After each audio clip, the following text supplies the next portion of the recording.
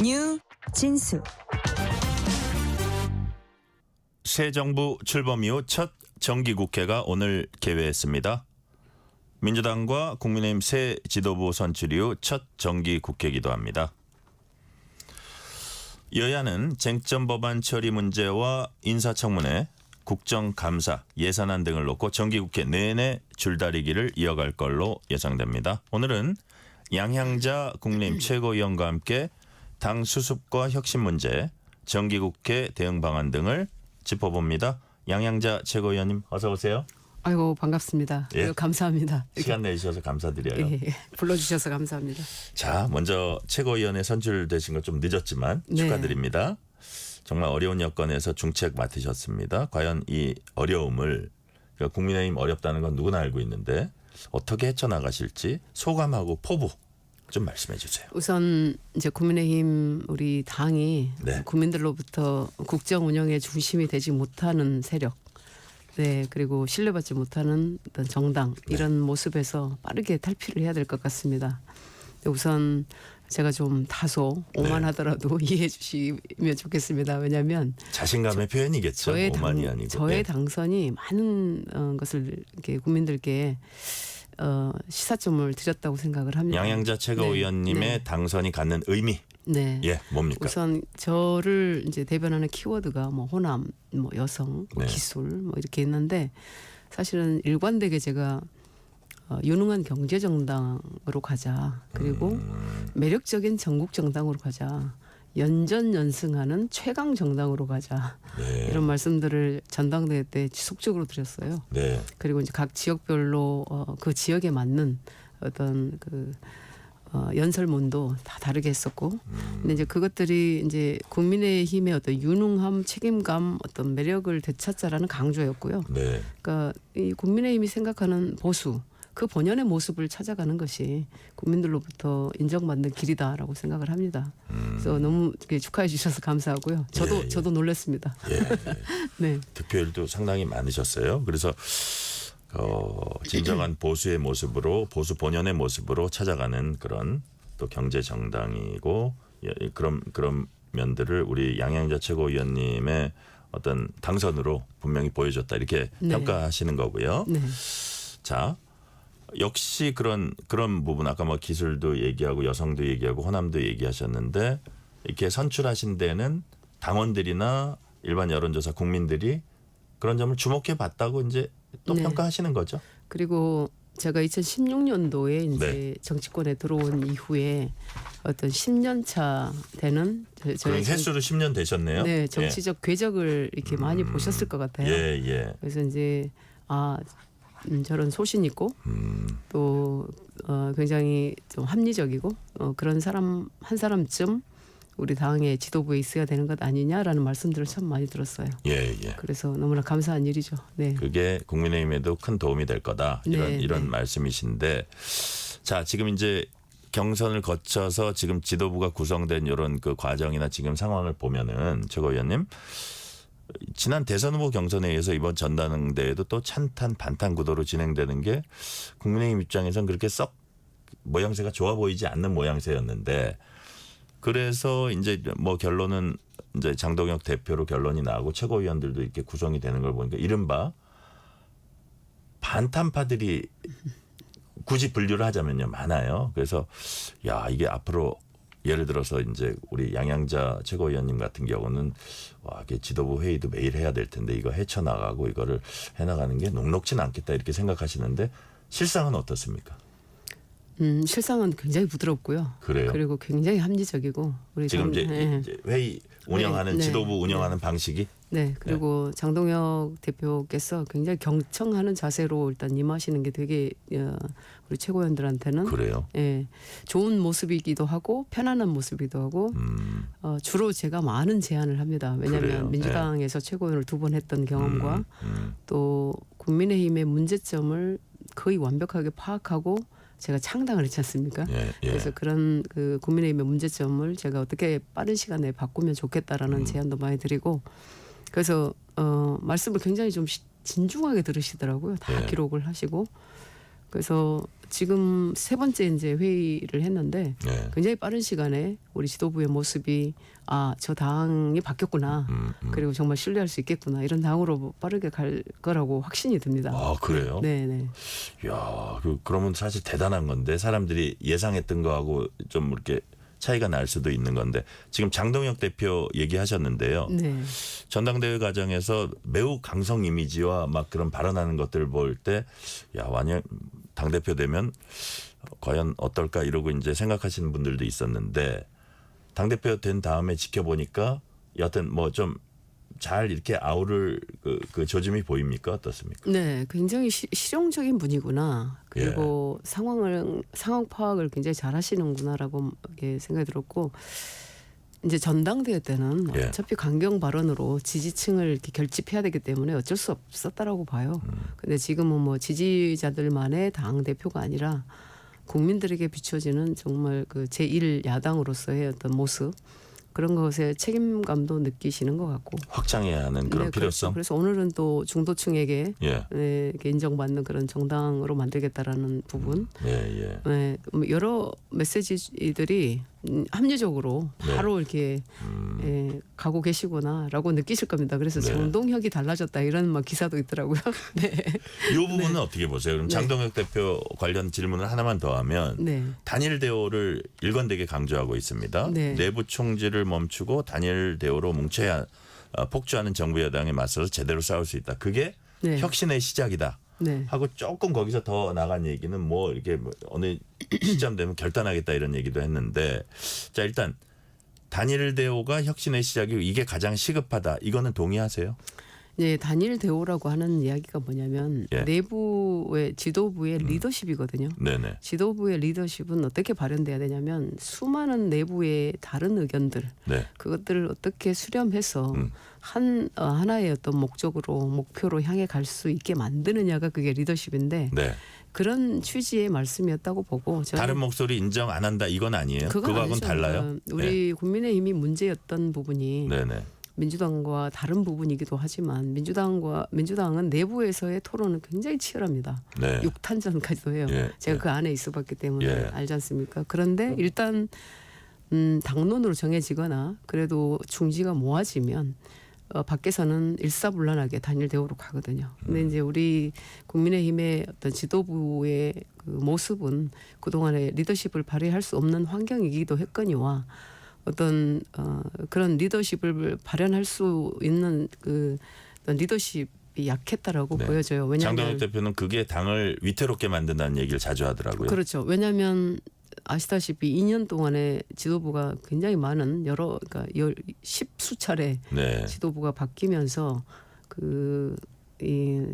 리더십, 지도력을 발휘할 수 없는 상황이었어요. 근데 지금은 이제 치열한 전당대회를 거쳐서 또 이 당원들의 권력을 이양받은 정말 그 힘 있는 이제 대표가 선출이 됐고 최고위원들도 선출이 됐기 네. 때문에 지금은 아주 단일 대회로 가기에는 굉장히 좋은 어떤 환경을 우리가 만들어냈죠. 네. 자, 반면에 김민수 최고위원이 이제 연일 강경 메시지를 내고 있는데 오늘 최고위 회의에서는 정치 보복성 수사 멈추고 윤석열 전 대통령과 김건희 여사를 석방하라고 요구했습니다. 당 지도부는 이건 지도부에서 합의된 의견이 아니다라고 이제 지도부 생각은 뭐 다를 수도 있다는 그런 취지의 얘기를 하면서 선을 그었는데 자 그래도 어쨌든 당당하게 선출된 최고위원이란 말입니다. 이런 강경 메시지는 어떻게 평가하시고 당에 어떤 영향을 줄 수 있다고 보세요? 아직까지는 이제 네. 앞으로 얼마나 더 그런 기간이 길어질지는 모르겠습니다만 김민수 최고위원 같은 경우는 강경 지지층들의 어떤 지지를 받아서 네. 선출된 최고위원이기 때문에 그들 목소리를 지금 네, 대변하고 있는 건가요? 아직까지는 그런 그분들의 목소리 전달해야 된다 네. 이런 생각을 갖고 계신다고 보고 사실 그런 이제 선거가 끝난 이후에도 그 기조를 어느 정도까지는 가져가야 되겠다라는 생각이신 것 같아요. 네네. 근데 저는 이제 장동혁 대표도 이제 선거 끝나고 나서 중도층에 소구력 있는 메시지 네. 또 단합하는 메시지 이런 이제 당을 위한 어떤 메시지가 어떤 것인가를 네. 딱 알고 이렇게 메시지 전환을 하셨지 않습니까? 예, 예. 저는 김민수 최고도 그렇게 하시리라고 봅니다. 근데 저는 이제 그런 의견, 그러니까 뭐 계엄령을 옹호하는 의견에 대해서는 저는 굉장히 반대고 예. 그럼에도 불구하고 아스팔트 위에서 탄핵 반대를 외쳤던 분들 또한 우리 당의 분들의 소중한 어떤 의견이라고 보고 그리고 그런 것들을 다 그렇죠. 아우러야 된다. 아울러서 우리가 과연 그러면 우리 국민의힘이라는 정당이 국민들께 어떤 모습으로 비춰져야 되는가 그리고 어떻게 해야 우리가 국민들로부터 네. 다시 국정 운영의 주체가 될 수 있다라는 그런 확신을 드릴 것인가 이것에 대한 치열한 아마 이제 앞으로 이렇게 논의가 될 것이고 그 중심에 영향자가 있습니다. 네. 저희가 주목해서 보겠습니다. 네, 네, 네. 예. 자, 워싱턴 방문 중인 전한길 강사가 연일 이제 유튜브 방송하고 있습니다. 네. 자신한테 공천 청탁이 막 들어오고 있다. 네. 그렇지만 장동혁 대표한테 부담 드리면 안 되니까 자신은 그런 거 안 한다. 뭐 대구시장 후보도 뭐 이진숙 위원장에게 양보하다 이런 얘기도 하고요. 나 세다는 얘기를 하는 건지. 자, 근데 반면에 장동혁 대표는 전한길 씨에게 지금까지 그렇게 잘했던 것처럼 밖에서 의병 역할 계속 해달라고 했다고 합니다. 이런 부분들은 장동혁 대표가 전한길 씨 같은 경우는 이렇게 좀 뭐 관리라고 해야 되나요? 이렇게 끌어안때 잘 이렇게 큰 탈이 안 나게 잘 갈 수 있다고 보세요. 우선 이제 전한길 씨에 대한 이야기를 하자면 예, 그 발언 어떻게 평가하세요? 그런 말씀을 하신 것은 이제 내가 얼마나 장동혁 낯세? 대표와 예. 가까운 사람인지를 좀 과시? 네, 과시죠. 그런데 그게 전혀 통하지 않죠. 이제 민주적인 정당에서는 네. 심지어 대표의 어떤 공천을 하겠다, 대표가 공천을 하겠다 이것도 맞지 않습니다. 시스템으로 하는 건가요? 그렇죠. 그러니까 저는 이제 제가 해야 될 일이 성과 보상 시스템. 우선은 성과 측정 시스템이 있어야 되고 예, 예. 거기에서 보상 시스템이 나와야 되고 예. 그러면서 그것이 공천 시스템으로 이어지고 공천 기준이 나오면 그것을 253개 지역에 전체 이제 교육을 제가 할 거거든요. 예. 그래서 그런 시스템에 의해서 공천이 될 것이기 때문에 어떤 개인의 어떤 입김으로 공천되는 것이 아니라는 사실을 다시 한번 말씀드리고 그럼에도 불구하고 지금까지의 국민의힘의 상황은 뭐 줄서기, 뭐 맹종 그리고 뭐 동공천 그리고 뭐 윗사람이 내려꽂는 뭐 낙하산 공천 이런 것들이 너무 비일비재하게 있어 왔던 터라 이제 후보들조차도 믿을 수 없는 정당 어떻게 될지 모르는 내 어떤 그 공천이 어떻게 될지 모르는 그렇기 때문에 위만 쳐다보고 이랬다고 이제 그래 왔는데 네네. 지금부터는 그런 일은 없습니다. 이제 그래서 이제 전한길 씨의 말씀이 네. 본인의 희망일지 모르겠으나 이루어지지도 않을 뿐더러 적절하지도 않다 이런 말씀드리고 그리고 이제 장동혁 대표께서는 네. 참 말씀을 잘하셨어요. 뭐 의병처럼 하시는 거는 뭐 개인의 입장에서 그런 말씀을 강하게 하시거나 의병처럼 하시는 거는 하실 수 있대. 그게 뭐 당의 입장이라거나 뭐 전한길 씨를 우리가 무슨 뭐 공천을 한다든가 그럴 수는 없다라는 말씀을 지금 하고 계신다고 봐요. 네. 네. 자, 연관되는 얘기인데 국민의힘이 다시 일어서기 위해서는 역시 국민 신뢰를 회복해야 될 겁니다. 지금 뭐 국회에서 의석으로 어떻게 막을 수 있는 방법이 전혀 없어요. 민주당 마음대로 다 할 수 있는 상황입니다. 국민 신뢰를 회복하기 위한 관건은 양행자 최고위원님 보시기엔 뭐라고 보세요? 우선 이제 이게 잘 싸우는 정당이 되어달라가 이제 전당대회 네네. 때 정말 지지자들이 하시는 얘기였는데 정부 여당을 제대로 견제해달라. 네, 그렇죠. 그래서 당장은 이제 국회가 하는 일은 법을 만드는 일이기 때문에 네. 쟁점 법안들을 어떻게 처리할 거냐예요. 근데 지금까지 이 본회의에 올라와 버리는 법안들은 필리버스터 외에는 방법이 없기 때문에 네. 저도 이제 지도부에 또 대표에게도 말씀을 드렸는데 우선 상임위에서 막아줘야 된다. 상임위에서. 그리고 우선은 그 다음에 이제 소위 법안 소위에서라도 막아야 된다. 절대로 본회의에 그 법안이 올라와 버리면 방법이 없다. 그래서 상임위는 사실은 전체 의원은 아니지 않습니까? 네네. 한 사람 한 사람 정말 비굴하더라도 찾아가서 이런 법안들을 설명을 하고 독소 조항이라도 빼고 그래서 소통을 해야 된다라는 말씀을 드려요. 그러니까 지금처럼 그냥 무조건적인 전체적인 반대만 하다가 그냥 다 통과시킨 이건 아니다. 그러면 굉장히 무력하고 예. 우리가 할 수 있는 어떤 저항 수단이 전혀 없다라고 보여지기 때문에 상임위에서부터 밀착 그렇죠. 마크해라. 밀착 마크를 해야죠. 한 사람 한 사람. 그게 민주당에 있을 때 제가 했던 예. 것들이거든요. 예, 예. 노란봉투법, 중대재해처벌법, 뭐 예. 상법 개정안, 뭐 대주주 요건 강화, 뭐 이런 법안들은 쟁점 법안들 그 내에서 1대 179로 싸우더라도 네. 그 내에서 논리를 가지고 설득을 할 수 있어야 돼요. 그게 네. 유능함이라고 보여지거든요. 그리고 이제 통과시켜야 될 법안들은 일일이 찾아가서 그 법안을 미리 설명하고 그게 그분의 의견이 뭔지를 듣고 네. 그걸 다시 설득하고 이런 과정을 정말 이 온몸을 다해서 해야 되거든요. 네네. 네, 그런 이제 정성을 보였을 때 상대도 마음을 열어주거든요. 특히 저 같은 경우는 이제 국립 국가폭력 트라우마 센터를 법안을 내고 네네. 이걸 통과시키는데 그거는 보수 정당과 굉장히 그 정체성과 충돌되는 법안이기 때문에 굉장히 네네. 어려웠어요. 그게 이제 법안 소위에 올라갔을 때 저는 그때 무소속으로 있으면서도 국민의힘 의원들을 한 분 한 분 다 찾아갔습니다. 국립국가 트라우마 센터. 네, 예. 이제 그런 아주 쟁점 법안들은 100% 반대하거든요.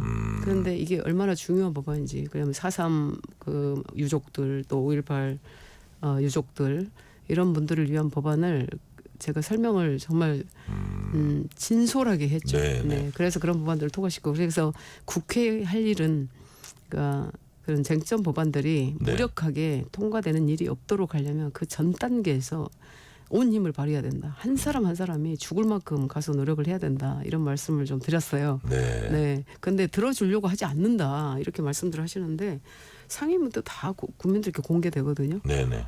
그랬을 때 그 자리에서 강하게 논리를 가지고 설명하면 국민들이 그래 저렇게 해야지라고 봤을 때 국민의힘이 그래도 수적으로는 열세나 일은 제대로 한다 이런 네. 평가를 하실 거란 말이에요. 신뢰가 높아진다. 네, 앞으로는 그렇게 해주셨으면 좋겠다라는 말씀을 드리고 있습니다. 네. 예.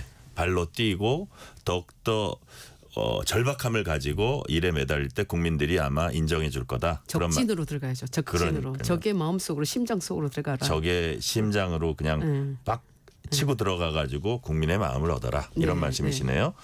자, 민주당은 이번 정기국회에서 쟁점 법안들에 대한 입법 드라이브 걸 예정입니다. 먼저 이제 검찰 개혁 거듭 강조하고 있습니다. 자, 민주당은 속도감 있는 검찰 개혁, 이재명 대통령과 정성호 법무장관은 좀 더 신중한 논의를 주문하는 걸로 보입니다. 자, 민주당은 당정 간 이견 없다고 이제 얘기를 하고 있는데 양양자 최고위원님 보시기에 검찰 개혁은 어떻게 진행돼야 된다고 보세요? 딱 하나입니다. 네. 국민을 위한 검찰 개혁이 돼야 돼요. 국민을 위한 검찰 네. 개혁. 예. 네, 어떤 집단, 뭐 예를 들면 민주당, 예. 또 어떤 세력, 예. 이 사람들을 위한 검찰 개혁이 되어서는 안 되고 제가 검수완박 법안을 반대했던 일인이지 않습니까? 네네. 그때 당시에도 형사소송법, 검찰청법 이 두 가지 법안은 허술해서는 안 된다. 그때 당을 나오게 된 큰 계기였나요? 당을 이제 들어가지 않게 된 이제 민주당과의 결별의 그러니까요. 계기가 돼버렸죠. 예. 그래서 지금도 아마 정성호 장관께서는 굉장히 합리적인 분이에요. 이분은 이 당장 눈앞에 어떤 어떤 영향을 보시는 게 아니라 멀리 어떤 법안이 미치는 어떤 영향, 파장. 영향의 어떤 파장이나 민생에 미칠 그렇죠. 영향. 그런 것들을 예. 워낙 넓게 국민들에게. 보고 계시기 때문에 이런 말씀을 하실 건데 네. 이제 문제는 민주당이죠. 민주당에서 뭐 김광석화처럼 처리하겠다, 뭐 내란 척결하겠다. 뭐 이런 추석 말씀을 가는 하죠. 길에 저 검찰 해체 얘기를 들려주겠다. 저는 그런 이제 우리가 돌아봐야 될 부분이 뭐냐면 문재인 정권에서 왜 망했습니까? 문재인 정권이 검수완박. 아니요 적폐청산을 내겨울었어요. 네네. 줄기차게 적폐청산하겠다. 그런데 알고 보니 적폐는 정말 본인들이고 이런 상황에서 정권을 내주게 됐는데 지금도 뭐 검찰 개혁이라든지 내란 척결이라든지 이런 것들로 내세우면 그건 그 법안들은 훨씬 더 신중해야 된다. 저는 이런 말씀을 드리고, 네. 예, 저는 지금이라도 그 민주당의 의원님들이 예를 들면 그런 검찰 개혁 법안을 보실 때 토시 하나까지도 샅샅이 보시는지를 여쭙고 싶어요. 제가 검수완박 법안을 그렇게 공부를 했었거든요. 아 그래요. 그래서 많은 이제 한 10분 이상 제가 의원님들한테 여쭤봤을 때 이런 예. 법안이 이렇게 허술하게 나가도 되느냐라고 여쭤봤을 때 네. 그 법안을 제대로 이렇게 숙지하고 계신 분들은 거의 없었다는 거. 다만 이제 이게 당론으로 결정이 돼서 우리가 아무리 얘기를 해봐야 예. 소용없다. 이런 이제 피드백이셨는데 저는 그렇지 않습니다. 철저하게 봐야 된다. 네, 그리고 공부를 해야 된다. 이런 말씀을 드립니다. 알겠습니다. 네. 자, 대통령은 협치를 얘기하는데 여당 대표는 야당을 사람 취급 안 할 정도로 협치와 거리가 멀고 폭주하고 있다. 이게 이제 야당의 불만입니다. 이런 가운데 이재명 대통령이 한미 정상회담 마치고 귀국 직후에 여야 대표 만남 추진하고 있습니다. 장동혁 대표는 뭐 여당 대표와 함께 이 대통령 만날 수 있지만 이후 단독 회담도 약속해라 이런 취지로 얘기를 했는데 이런 게 갖춰지기 전에라도 장동혁 대표는 이 대통령을 만나는 게 좋다고 생각하십니까? 저는 일관되게 먼저 손 내밀어라 이렇게 말씀을 드려요. 그러니까 소통이라는 것은 근데 네. 강자가 약자의 약자에게 손을 내밀고 약자의 말을 듣고 반영하는 것이기 때문에 네. 지금 뭐 입법부나 행정부의 강자가 사실 민주당이고 이재명 대통령 아니겠습니까? 그렇죠. 예. 그럼 먼저 손을 내미실 거라고 보고 네. 또 어떤 그런 이제 근데 중요한 것이 국민의힘의 얘기를 좀 많이 듣고 네, 반영하는 일이라고 보고요. 근데 이제 이 우리 대표께서는 네. 회담의 병풍이 되지 않겠다 이런 말도 했는데 이제 장동혁 대표가 어떤 그 영수회담에서 아무것도 얻을 수 없는 성과가 없는 네. 그런 회담은 하지 않겠다는 걸 미리 말씀을 좀 드리는 것 같아요. 근데 이제 그런 걱정을 상쇄해 주신다면 장동혁 대표도 뭐 버선발로 뛰어갈 겁니다. 네. 네. 자, 민주당이 법사위원 중심으로 이른바 내란 특별재판부 설치 추진하고 있습니다. 어떻게 평가하세요? 아까 말씀드렸듯이 네. 문재인 정권이 왜 망했는지를 다시 한번 들여다봐야 된다. 5년 내내 적폐청산 외쳤는데 네. 근데 지금 내란 척결이라는 것으로 똑같은 일을 지금 더한 짓을 하고 있죠. 그러니까 특검뿐만 아니라 사법부까지 네. 어떻게 보면 야당 탄핵의 도구로 만들겠다. 뭐 그런 거라고 보는데 반드시 저는 그 후과를 치를 것이다 이렇게 네. 생각을 합니다. 좀 이게 신중하고 탄압으로 보이지 않게 정말 힘 있는 여당일수록 차분하고 신중하게 가야 된다. 정말로 국민을 위한 어떤 모든 일들이 국민을 향해 있어야 된다. 이렇게 보고 있습니다. 자, 민주당이 방송법 개정안 부칙에 공영방송 경영진 뭐 사장으로 대변되는 경영진과 이사들 석 달 안에 사퇴해야 된다는 부칙을 넣었어요. 이어서 방송통신위원회를 없애고 비슷한 새 조직 만든 입법 추진하고 있습니다. 그래서 방송통신위원장을 조직 개편으로 끌어내리려는 거구나 이렇게 이제 야당에서는 비판을 하고 있는데 최근에는 대통령실 인사들이 이진숙 방통위원장 면직을 언급하기 시작했습니다. 뭐 대변인 그다음에 정무수석 이렇게 뭐 정치를 하려면 뭐 선거 나가려면 사퇴해야 된다. 뭐 사퇴라는 얘기도 이제 입에 올리고요. 이런 얘기들은 이런 움직임은 어떻게 평가하세요? 이제 이런 얘기를 들을 때마다 과거에 전현희 뭐였죠 그때 권익위원장이었나요? 국민권익위원장. 네, 그때의 어떤 그 데자뷰가 떠올라요. 그러니까 새로운 정권이 탄생을 하면 그 정권에 맞지 않는 인사가 앉아 있을 때 얼마나 불편한가를 아마 느끼고 계실 것 같아요. 그 상황을 다시 한번 생각하셔서 네. 상식의 범위 안에서 이 일을 처리를 하셨으면 좋겠다. 저는 이진숙 방통위원장의 입장에서도 굉장히 불편함에도 불구하고 전 이 속내를 잘 모르겠어서 무슨 말씀을 못 드리겠습니다만 저는 임기가 있는 자리라면 저는 보장하는 게 좀 맞다. 우선은. 네. 다만 이제 더 중요하겠죠. 그 이제 메시지나 어떤 그 이준숙 방통위원장의 어떤 그 행동이나 네네. 뭐 이런 부분들이 굉장히 중요하게 보여질 텐데 모르겠습니다. 어떻게 해야 될지는 모르겠습니다만 아마 슬기롭게 잘 했으면 좋겠습니다. 네. 네. 그런데 이런 부분들이 정치적으로 읽혀질 수가 있거든요. 근데 이준숙 방통위원장은 적어도 별다른 얘기를 안 하고 있거든요. 네네. 예, 그럼에도 불구하고 뭐 대구시장을 나가냐, 뭐 전환길 씨까지도 막 그렇게 얘기를 하고 있는데 정치를 할 생각도 있겠죠. 그러면 전현희 그때 권익위원장처럼 충분히 활용할 수도 있죠. 네. 네. 이런 생각이 좀 듭니다. 네네. 네. 자, 한미 간 통상 이슈가 우리 경제 뇌관처럼 도사리고 있습니다. 양양자 최고위원님은 한국 반도체 산업을 전면적으로 압박하는 미국에 대해서 우리 정부가 피해를 최소화하는 데만 머무를 게 아니라 적극적으로 대응하고 새로운 전략 마련해야 한다. 특히 미국과 공식 협상에 즉각 나서야 한다. 네. 강조하셨어요. 그 배경이 뭡니까? 2019년도에 네.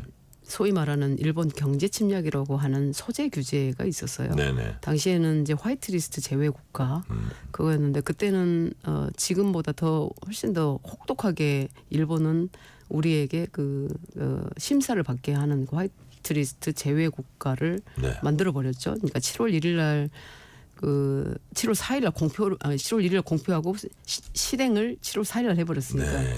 지금 이 상황이 그때의 상황과 비슷합니다. 왜 그러냐면 반도체처럼 첨단 산업은 글로벌 밸류 체인이라는 게 형성돼 있어요. 글로벌 공급망.